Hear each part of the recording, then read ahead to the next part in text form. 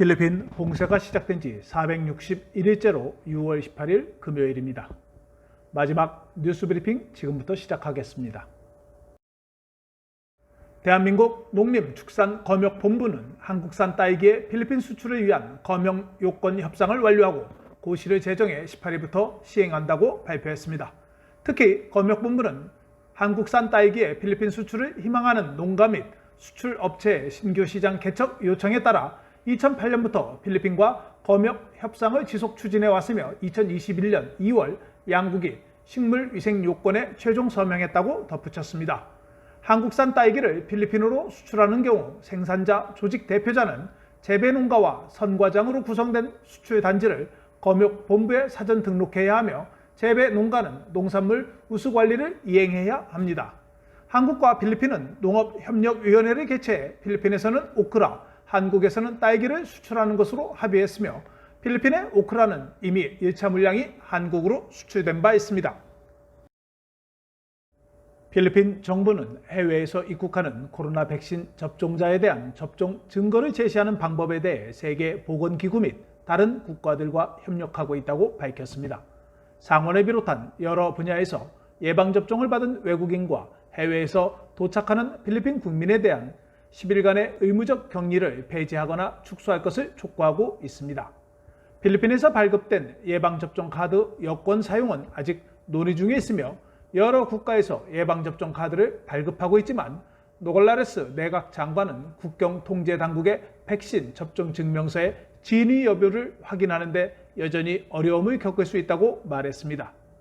필리핀은 미국을 비롯한 여러 국가와 WHO와도 접촉을 하고 있으며 디지털 카드로 발급할 경우 가능성에 대해 논의 중이라고 덧붙였습니다.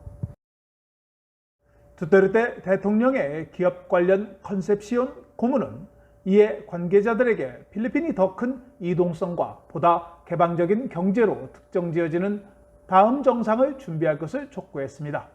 구체적으로 컨셉시온 고문은 백신 패스 발급, 전국을 여행하고자 하는 완전 예방접종 필리핀 국민에 대한 PCR 테스트 면제, 필수 건강 및 안전 프로토콜을 준수하는 레스토랑 및 기타 시설이 제한을 부과하고 완전히 예방접종을 받은 손님을 수용하는 것 등을 언급했습니다. 필리핀은 최소한의 인구 보호를 달성하자마자 백신 접종을 받은 국민에게 더 큰 이동성을 제공해 관광산업을 활성화할 수 있도록 준비해야 한다고 덧붙였습니다. 도밍기즈 재무부 장관은 이러한 정책 제안에 대해 지지를 표명했습니다. 또한 컨셉시온 고문은 인구의 절반 이상이 예방접종을 받은 국가에 관광객의 입국을 허용하는 데 찬성하며 예방접종을 받은 입국자는 PCR 검사를 받는다면 7일간의 검역이 필요치 않아 잠재적인 관광객이 필리핀을 방문할 것이라고 말했습니다. 컨셉시온 고문은 필리핀이 4분기까지 인구 보호를 달성할 것이라는 낙관론을 표명하면서 올 성탄절은 지난해보다 더 나은 축제가 될 것이라고 희망을 표명했습니다.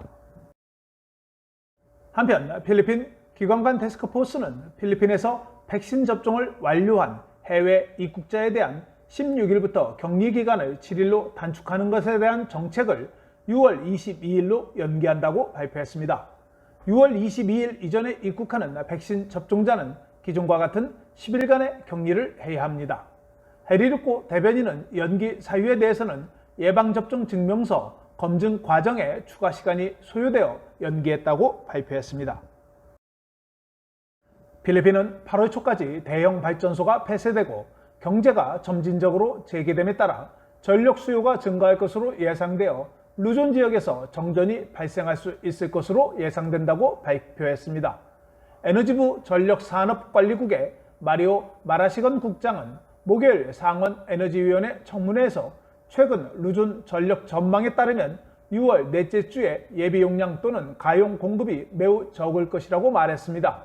7월 셋째 주와 8월 첫째 주, 따라서 이 기간 동안 루존 그리드에 대한 적색 경보가 예상된다고 덧붙였습니다. 마라시건 국장은 바탕가스에 있는 천연가스를 사용하는 일리안 발전소와 쾌존 지방에 있는 박빌라오 석탄 발전소의 발전 용량의 절반 또는 600메가와트가 가동 중단될 것으로 예상했습니다. 또한 바탄에 있는 석탄 화력발전소의 600MW 1호기도 사용할 수 없을 것이라고 덧붙였습니다. 필리핀 정부가 국내 자동차 제조업체를 보호하기 위해 보호 관세를 부과했음에도 불구하고 자동차 수입업체의 5월 판매량이 무려 293% 증가한 4,864대를 판매했습니다. 지난해 5월에는 봉쇄로 인해 1,239대의 자동차를 판매했으며 5월 4,864대의 판매는 4월에 비해 8% 증가한 기록입니다. 금년 5개월 동안 총 판매량은 25,217대를 판매해 지난해 동기 대비 59% 증가했습니다. 무역산업부는 3월부터 승용차 7만 페소, 경상용차 11만 페소의 보호관세를 부과하고 있습니다. 필리핀 자동차 판매는 금년 5개월 동안 11만 217대를 판매해 지난해 대비 58.7% 성장했습니다. 기관 간 태스크포스는 18일 해외에서 일하기를 원하는 간호사 및 기타 의료 종사자에 대한 연간 인원을 6,500명으로 확대한다고 발표했습니다. 이달 초 필리핀 해외 고용청은 6월 1일 연간 5,000명의 한도를 초과하자 의료인의 해외 파견을 중단한 바 있습니다. 정부 자료에 따르면 2019년에 약 17,000명의 필리핀 간호사가 해외에서 일하는 것으로 알려졌습니다. LRT 2호선의 마리끼나 역과 안티폴로 역이 6월 23일 개통됩니다. 마리끼나와 안티폴로 주민들은 6월 23일 LRT 2호선 확장 노선이 완전히 가동함에 따라 쉽게 통근할 수 있을 것으로 예상됩니다. 안티폴로 시장은 6월 22일 임시 개통하며 23일 완전 개통한다고 전하면서 LRT 2호선의 확장으로 마닐라 렉토역에서 안티폴로역까지 이동시간이 40분 소요 예정이라고 말했습니다. 필리핀 이민국은 15일 오전 중국인 15명을 까비떼 바코르 비즈니스 센터에서 체포했다고 발표했습니다. 이민국 발표에 따르면 창구에서 일하는 15명의 중국인을 확인했으며 10명은 다른 회사에서 신청한 취업비자를 가지고 있는 것으로 확인됐습니다.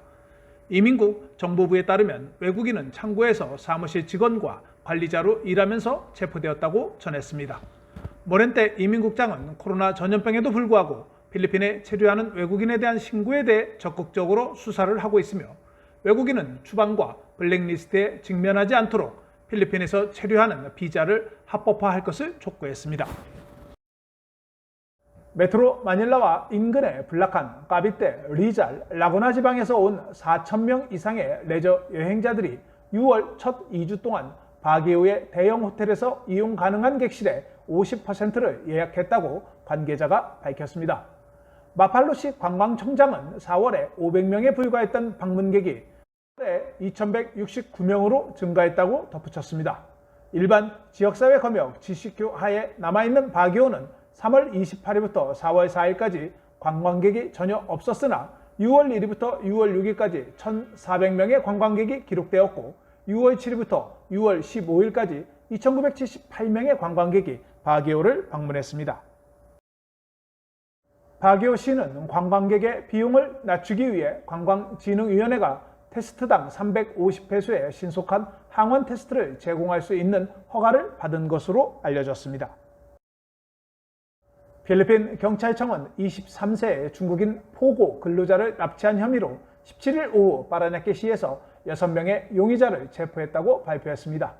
납치된 포고 근로자는 구출되었으며 6명의 용의자 중 5명은 중국인이었으며 1명은 필리핀 국민으로 차량을 운전한 것으로 알려졌습니다.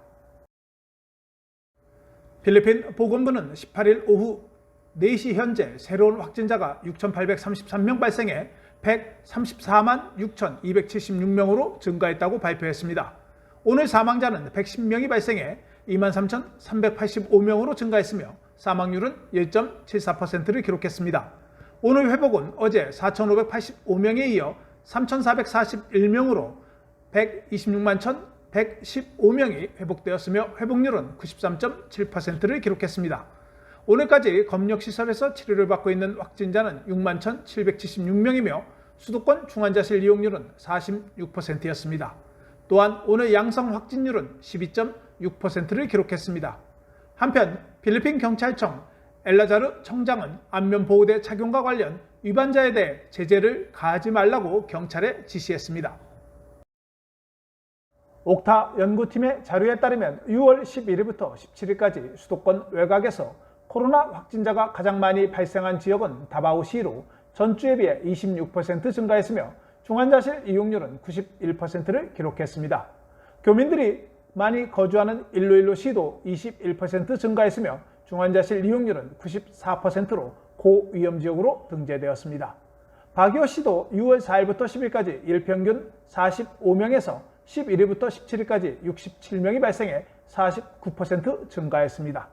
인구 10만 명당 감염자 수에서는 두마게테시가 52.21명으로 가장 높았습니다. 필리핀은 최근 수도권의 코로나 확진자에 비해 지방에서의 확진자가 증가하고 있는 상황입니다. 달러 대비 페소는 48.41페소로 거래되었습니다. 오늘 서울 외환시장에서 원달러 환율은 전날보다 1.9원 오른 1132.3원에 장을 마쳤습니다. 페소에 대한 원화는 1페소에 23.33원에 거래되었습니다. 필리핀 기상청은 남서 몬순의 고기압의 영향으로 루존 지역에 맑은 날씨가 예상된다고 발표했습니다. 민다나오에서 3,400km 떨어진 마이크로네시아에서 새로운 저기압이 형성되었으나 필리핀에 영향을 미칠 것인지에 대해서는 아직 불확실하다고 전했습니다. 메트로 마닐라 19일 최저 기온은 26도, 최고 기온은 33도가 예상됩니다. 내일 일출은 오전 5시 27분이고 일몰은 오후 6시 27분입니다.